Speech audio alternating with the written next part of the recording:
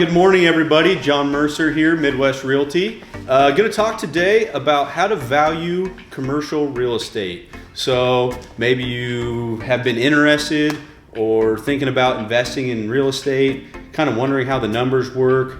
We're going to kind of go over a basic example of that today. Okay, so there's three typical approaches to valuing commercial real estate. One would be the sales comparison approach. One would be the cost approach, and the other, the income approach. Most commonly, we're going to use the income approach. That is the best determining factor when valuing commercial real estate. Okay, so when doing the income approach, the value is based off of the net operating income. So we're going to kind of talk about what that is, how we calculate that, and how that works out to the value of the property. So the most important thing to know is when valuing a property, we're not going to take the mortgage into consideration. We're going to pretend as if you bought this property with cash and what your return on that would be if you bought this property with cash. All right, so for today's example, we're going to pretend that you are buying a 15-unit apartment complex. Some people are interested in having that passive income, whether it be maybe you want to buy a single-family rental, a duplex rental, multi-family rental. Today we're going to do this example in a 15-unit complex. So let's just say, for example, this 15-unit complex is going to cost us $1 million, just for easy math.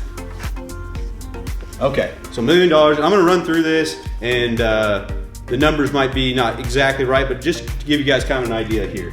So $1 million purchase price. Let's just say these 15 units are going to rent at $900 per month, per unit. So pretty typical here. That's going to equate to $13,500 per month for 15 units.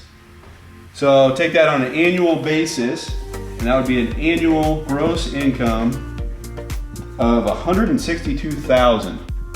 And now you might be thinking that's a lot of money coming in. This will cost me $1 million. I'm getting $162,000 a year. That's your gross. So you're going to have a lot of expenses on that as well. So we're going to go over kind of what those expenses are.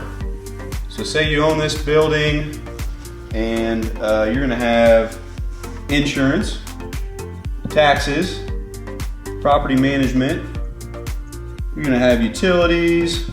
Now you can pass some of that on to your tenants, but you're going to have some common area utilities, things that you're still responsible for. We got maintenance and vacancy. So some of these assumptions, we can kind of go with basic numbers. For insurance, we'll just figure four grand a month. Taxes, we're going to say about $4,000 annually for insurance, and we're going to say about $16,000 annually for taxes. Management, I figure this roughly at 7%. That's kind of a common charge, and that's based off of your gross rents, 7% of your gross rents. So that's gonna be $11,000. Utilities, let's just say this is $5,000. Maintenance, this might be on the low end on the maintenance, depends on the building. Some are gonna require more maintenance than others. We're just gonna say $12,000. And vacancy, we're gonna say at about $8,000. That's about a 5% vacancy rate. So add up all these expenses, it's going to equate to about $56,000. So we brought in this, our gross income, and now we need to subtract this $56,000. That's going to leave us with $106,000. This number here is called our net operating income, NOI. So the NOI, $106,000. So with this NOI, we can help determine a cap rate. Cap rate stands for capitalization rate. So essentially, if we were to buy this property with cash, what is my return on my investment? So to figure the cap rate, I would take this $106,000 divided by our purchase price of $1 million. And that's going to equal my cap rate, which is about 10.6%. So I'm getting about a 10% return on my money if I bought this for cash. All right, so a lot of you might be saying, I don't have $1 million cash laying around, how could I do this? Most people don't. You're gonna get a loan on this. So the next section we're gonna go over, we'll kind of talk about what does this look like if I get a loan. So I'm gonna go ahead and erase this and we'll start again.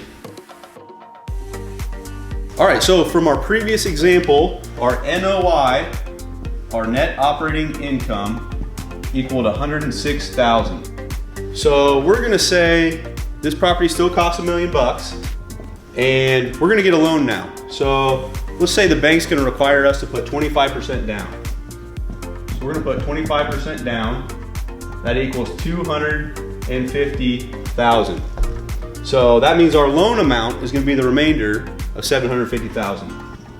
So we're gonna get a loan for 750,000. And for this example, we'll just figure a 6% interest rate. So we're gonna say at 6%, and we're gonna have this amortized over 20 years.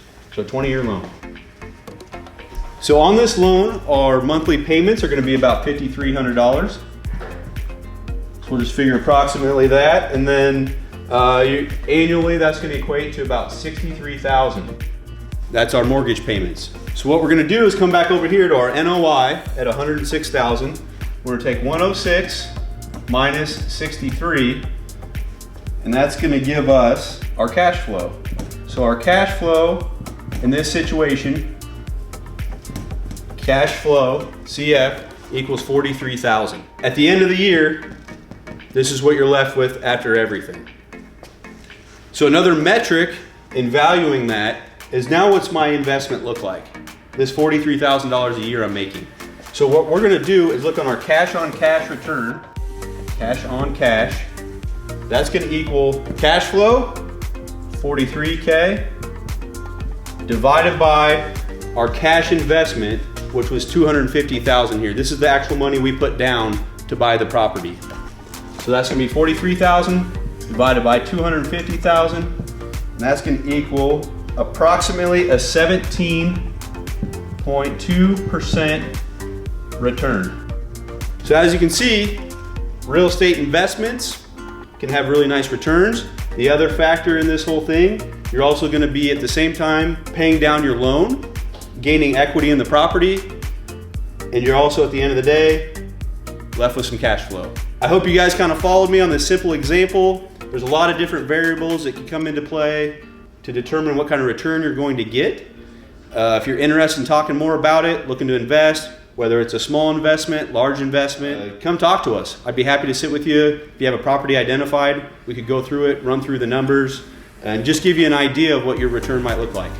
So thanks, guys.